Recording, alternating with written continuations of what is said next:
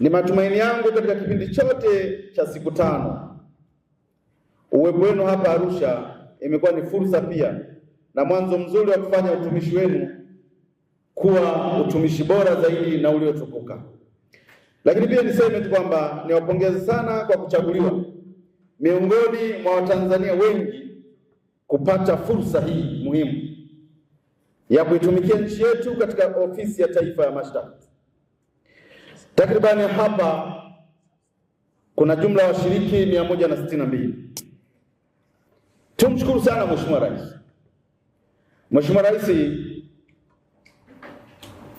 hivi vibali vya ajira, kibali chochote cha ajira mpaka idhini ya rais. Maana yake Mheshimiwa Rais ameridhia nyinyi mwajiriwe na serikali na mfanye kazi kama mawakili wa serikali na taasisi zingine. Ofisi ya Taifa ya Mashtaka ni muhimu sana katika utekelezaji wa haki, ulinzi wa maslahi ya umma kupitia mashauri ya jinai.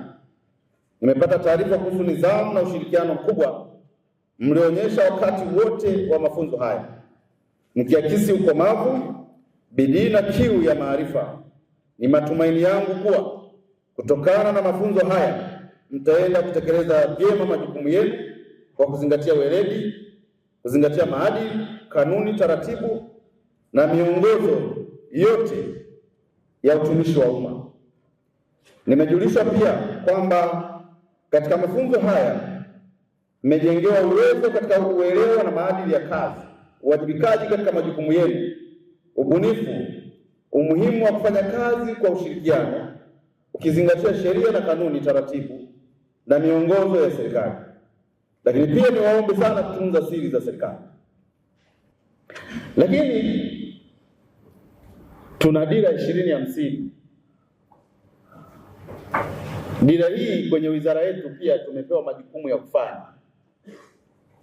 Ninaomba sana unapofanya majukumu yako ujue kuna dira 2050 ambayo ni miongoni mwa pillars za kwenda kutekeleza dira 2050, masuala ya haki, wajibu wa amani, utulivu na kadhalika. Sasa tunawategemeeni sana kwenye kushikamana kwenye swala zima la dira ya 2050. Watumishi hawa wako tayari kwa kazi.